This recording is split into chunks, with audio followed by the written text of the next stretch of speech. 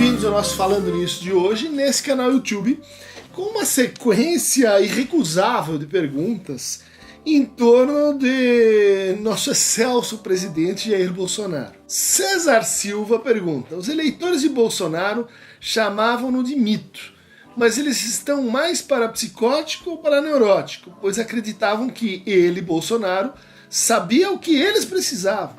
Era o ditador salvador da pátria. Então, César, mito é uma expressão interessante, né? Porque a própria pessoa se definindo assim, ela está dizendo a verdade ainda que involuntariamente, né? O mito é uma ficção coletiva que exprime a origem de uma determinada ideia ou processo ou prática, né?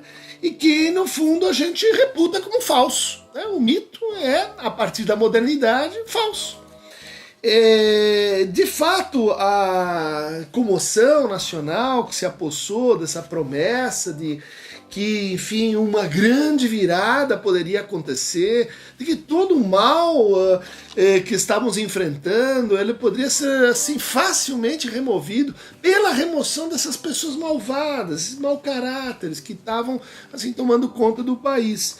Isso é um mito, né? Quer dizer, uma ideia simples, uma narrativa persuasiva para muita gente e que se revela, como a gente está vendo aí, falso, né? Vamos acompanhar o número de desempregados, vamos acompanhar os números da economia, vamos acompanhar a ascensão do desmatamento, vamos acompanhar a ascensão do feminicídio, vamos acompanhar, enfim, aquela ideia que muitos compraram de que bastava assim mudar as pessoas, que tudo se resolveria no Brasil. Ela se mostrou equivocada, falsa, ela se mostrou aquilo que desde sempre ela se apresentava sendo um mito. Psicanálise Clínica pergunta: professor, poderia analisar a fala de Bolsonaro dita como imatura pela mídia parcial em relação a essa declaração ao presidente da OAB? Obrigado. Né? Quer dizer, o sujeito, Bolsonaro, e ela diz assim para o presidente da OAB: eu sei como seu pai morreu, eu posso te contar. Né? Então, essa fala dita para um filho sobre seu pai que é um desaparecido político. Seu pai que foi agora reconhecido, né, como alguém que foi assassinado pelo Estado. Então o presidente está dizendo assim: eu sei, né, de algo sobre o seu passado muito doloroso, traumático. Vocês não sabem o que é ter alguém que está morto, mas a gente não tem o corpo, a gente não pode fazer o funeral, a gente não pode dizer ele está ali, e é um lugar simbólico que a partir do qual a gente consegue entabular um luto. A gente sabe que isso tem efeitos muito graves assim, para uma pessoa, para uma família, para uma comunidade, quando há uma espécie de déficit de reconhecimento coletivo sobre a perda de uma pessoa. Bom, mas então o que faz o nosso presidente? Ele satiriza isso. Ele usa isso para fins pessoais, né? Ele usa isso em estreita conexão com o tipo de declaração que nós aqui nesse canal, muito antes disso acontecer, viemos assim a público para tentar dizer, alertar vocês: olha, alguém que diz para uma mulher, né, eu só não te estupro porque você não merece, e é alguém que não está qualificado para a função pública. Não se trata de direita ou esquerda, como muitos quiseram dizer. Vocês psicanalistas, ideólogos, estão falando isso só porque apoiam o PT.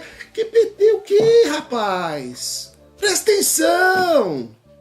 O sujeito diz isso pro outro, você apoia isso? Isso é uma falta de decoro, isso é uma falta de ética, isso é uma falta de empatia, isso é típico desse discurso. Isso não é uma exceção, isso é a regra. Tentamos advertir, tentamos dizer: olha, existe algo que é da ordem da política, existe algo que é da ordem do discurso. O discurso é maior que a política. Para aqueles que são profissionais do discurso, que sabem escutar, que dizem por aí que sabem escutar, é preciso seguir um mandamento que está na origem da medicina, que nos antecede enquanto prática, que diz o seguinte: vulgata nocelo, ou seja, divulgar o mal, Apontar quando ele se anuncia. Informar as pessoas de que existe um perigo. Seja ele a malária, seja ele a peste, seja ele a lepra, seja ele um perigo discursivo. Eu quero saber onde é que está a ética dos psicanalistas, que naquele momento e agora estão dizendo que não, a psicanálise ela não tem que se meter com isso. Ou seja, estão apoiando isso que está acontecendo. Estão apoiando o sujeito falar em golden shower, falar em tamanho do pênis do japonês. E estão me dizendo, olha, a ética não me permite dizer nada a respeito, seu cínico.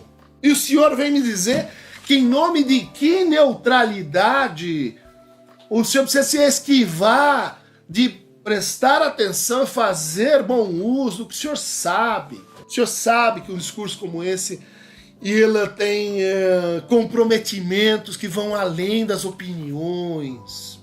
O senhor sabe de que isso vai tornar o Brasil doente, conforme a coluna excepcional de Eliane Brum, que o Bully vai pôr aí para vocês. Estava avisado isso.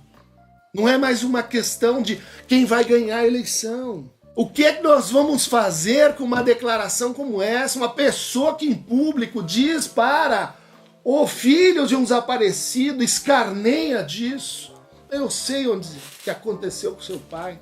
O senhor é um covarde, Jair Bolsonaro, como eu já falei outras vezes. O senhor não entra em nenhum debate. Na hora que o senhor tem que enfrentar um debate com o representante francês, o senhor vai cortar o cabelo. O senhor está fugindo de quem? Não precisa aumentar o nível da inconsequência verbal, do confronto com a ciência, com os dados, com a realidade, com as universidades. Não adianta mais dizer que isso é um problema de que as universidades estão à esquerda. O senhor está negando a realidade. Paulo Antraz gostaria de ouvir um comentário sobre o livro Psicologia das Massas e Análise do Eu, de Freud, e se atualmente estamos testemunhando as ideias desse livro na política de nossos dias. Estamos. Eu recomendaria a você um ensaio que escrevi para esse livro, Democracia em Risco, chamado Psicologia das Massas Digitais e Análise do Sujeito Político Democrático. De fato, a gente enfrenta um novo tipo de funcionamento de massa. É a síntese desse artigo. Que é a massa que se apossa de alguém pela linguagem digital, pelo abuso da desinformação, pelo funcionamento fechado de um grupo de pessoas, quando começa a ter as suas crenças conspiratórias, terra plana, confirmadas por 2, 3, 5, 10% das pessoas. Isso é um fato muito interessante para a análise, né, do funcionamento de massas. Hoje no Brasil, 7% das pessoas, 14 milhões de pessoas, dizem que a Terra é plana. Não é mais um confronto esquerda-direita, é um confronto com a civilização, é um confronto com a ciência, é o confronto com o que se pode saber. O que não se pode saber é muito grande, talvez infinito, mas a Terra não é plana. Mas 14 milhões de pessoas no Brasil acham que é. Nós precisamos falar com essas pessoas. Falar com essas pessoas de uma maneira a entender como funciona esse dispositivo que, diante de um mundo muito complexo, opaco, difícil de entender, que exigiria assim, anos de dedicação, anos de reposição de educações precárias. Em troca disso, eu posso simplesmente acreditar em alguém, acreditar na bondade de alguém, acreditar no caráter de alguém, acreditar numa pessoa que convida os estrangeiros para fazer turismo sexual no Brasil. Acreditar numa pessoa... Você precisa ser psicanalista para entender o que significa o que significa alguém que diz assim: estou apaixonado por você, Donald Trump. Em sequência, há o seu interesse renitente pelo tamanho do pênis alheio. Você Aí que não estudou nada de psicanálise. O que você acha de alguém que faz declarações desse tipo? Desinformação. Desinformação e mobilização de fantasias. Desinformação e mobilização da ingenuidade, do desamparo, do sentimento de que como é que eu faço para me orientar numa situação em que os ideais estão assim invertidos, estão suspensos. Emerge alguém que diz assim, eu sou como seu pai, me obedeça. Né? Emerge alguém que diz assim, olha, não, você me obedece porque senão eu vou usar armas contra você, porque as armas vão nos salvar, as armas vão nos libertar, vamos armar os professores, porque o sujeito está falando e as pessoas estão morrendo, né? Nas rebeliões, nas prisões, nas comunidades, as pessoas estão sofrendo, as pessoas estão ficando doentes. Vamos acordar? Será, pergunta Alves Leal, que as suposições da história do desenvolvimento humano nos diria que a união dos irmãos oprimidos trará a queda de Bolsonaro em um ritual antropofágico assim restaurando momentaneamente a paz? Sim, sim. Por que Bolsonaro parece ter perdido completamente a calma? Está aumentando 1/8, 2/8, está gritando com todo mundo, está assim fora de controle. Né? Por que isso está acontecendo? Porque um personagem que estava assim ausente começou a falar. A oposição calada. A oposição está fazendo alguma coisa? Não está fazendo nada. Quem começou a falar? Nós estamos aqui, não fiz nenhum vídeo sobre o Bolsonaro até aqui. Quem que está falando? É a realidade que está falando. E a pessoa, diante disso, o que ela pode fazer? Criar mais discursos, mais inimigos. Até vestir o chapéu de alumínio sobre os inimigos imaginários que estão atrapalhando o Brasil. É isso.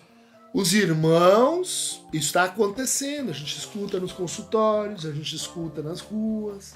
Né?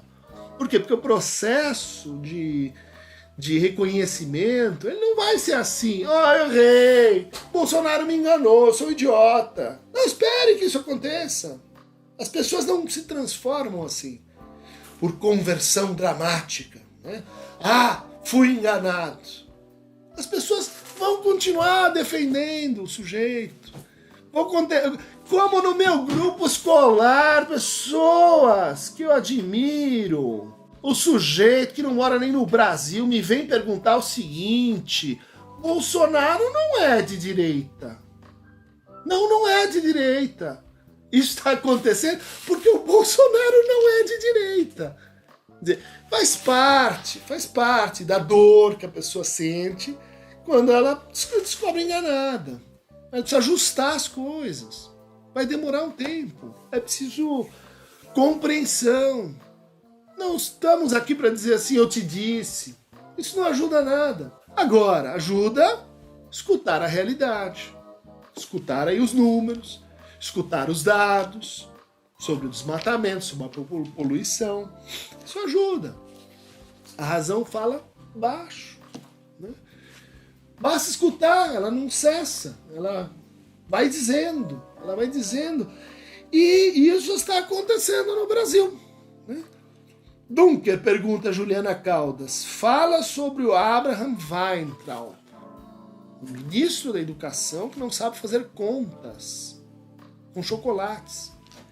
E vem um truque que é assim, olha, eu vou tirar o dinheiro de vocês, eu vou tirar o dinheiro da educação, das universidades, mas eu vou entregar de volta uma ideia bacana, que é assim, usem os fundos privados, se associem, gerem dinheiro, podem cobrar tarifas aí nas pós-graduações, isso vai resolver. Quer dizer, ele engana as pessoas, dizendo que isso é suficiente para pagar a conta, e todo mundo bate palma para alguém que está tirando dinheiro da educação. Para pôr aonde? Não sabemos, mas está tirando. Né? É efeito desse funcionamento de massa, as pessoas perdendo direitos, as pessoas perdendo os empregos, as pessoas perdendo segurança e batendo palmas. A gente sabe como chama isso, né? Tem vários nomes. A gente poderia dizer assim, isso é a miséria neurótica. Né? A pessoa, ela precisa continuar apegada àquela razão, aquele mito, aquela crença, aquela certeza, porque isso dá sentido para a vida, para ela, né? Quer dizer, tem os inimigos que a gente está enfrentando. E continua conivente com um ministro abaixo da crítica. Abaixo da crítica. Alguém da educação que não é da educação, nem doutorado tem. Poderia ser alguém sem doutorado, mas então escute o conselho dos seus auxiliares no Ministério da Educação. Não escuta. Governa erraticamente. Escute os reitores. Quer fazer um programa como essa Futurice? Escute os reitores, converse, debate. É assim que a gente elabora a razão. Não, tira da cartola um plano que ninguém entende, né? Feito para enganar incautos. Dunker, quando puder falar, pergunta a PH Psicologia, sobre um tema que está em voga atualmente em nosso país, fale, por favor, quais são as implicações psicossociais na retirada do Conselho de Psicologia e outros conselhos. É isso, né? Quer dizer, o tolo, diziam os gregos e os romanos, é aquele que se priva do bom conselho. É aquele que ele vai ficando mais e mais sozinho e que se acredita cada vez mais possuinte de uma razão, de uma missão que ele não consegue dividir com os outros, que ele não consegue argumentar, ele não consegue ouvir, ele não se permite escutar os seus próprios conselheiros. Olha o que ele está fazendo, né? Desativando os conselhos de saúde, de educação, de pesquisa, todos eles, né? Olha o que ele está fazendo, ele está retirando os psicólogos, né, do conselho que reflete sobre políticas públicas acerca do uso de drogas. O que está sendo dito? É o de sempre. Eu não preciso escutar as pessoas que se dedicam a estudar isso. Eu já sei. A quem isso convence? Aquele que, como o tal, diz, eu também não sei o que dizer sobre um problema tão complexo. Mas basta acreditar, né? Basta a gente assim ter fé numa pessoa, né? Que papi vai lá e resolve. Papai. Gente, Bolsonaro não está sendo uma surpresa. Ele está dando curso ao que ele efetivamente falou. A única coisa que não se pode acusar o Bolsonaro é de incoerência com o que ele prometeu. Ele falou isso, ele praticou isso, agora está aí. E as pessoas comuns estão dizendo assim, mas como? Isso não era um discurso de campanha? Eu achei que ele dizia uma coisa, mas isso não era de verdade. É de verdade, sim. É para valer. Vamos matar as pessoas, liberar o acesso a armas para aumentar violência doméstica, suicídio. Só para falar da nossa alçada aqui, psicologia, né? Consumo de drogas, a opressão sobre minorias, sofrimento coletivo. Estava no plano, agora foi entregue, né? Bom, é isso, gente. É o momento de acordar, né? Agora, vamos lembrar, assim, suspende direita e esquerda, olha para a realidade, o que está sendo dito. Vamos escutar o que está sendo dito, né? Todo o dia nos jornais. Os comentaristas, os analistas não conseguem acompanhar o nível, né, de boçalidade desse discurso. E os cínicos dirão, mas isso é só uma fala, né? Isso são só palavras. Eu diria, com Margaret Thatcher, uma teórica do neoliberalismo, que é bom, vocês sabem que não é exatamente a santa mais venerada nesse canal, né? Cuidado com seus pensamentos. Seus pensamentos viram palavras. Cuidado com suas palavras. Suas palavras viram atos, viram gestos, viram comportamentos.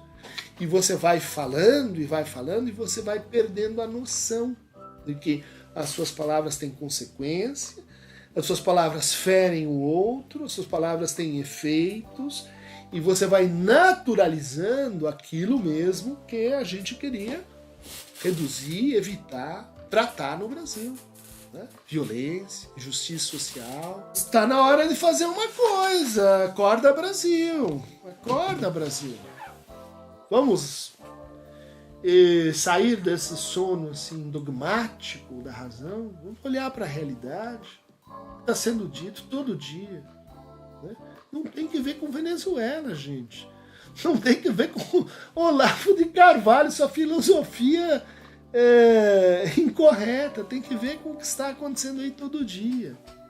Acorda, Brasil. Vamos lá. Recomendo O Ódio como Política, Esther Solano. Maria Isabel Sanches Costa, Individualização, Cidadania e Inclusão na Sociedade Contemporânea. Vamos ler, vamos estudar, vamos pensar. É o que está faltando. O caminho é esse, não é outro. Por hoje é só. Bolsonários, bolsomínios, bolsoscrotos, clique aqui no Aqueronta Movebo para mais fragmentos de verdade.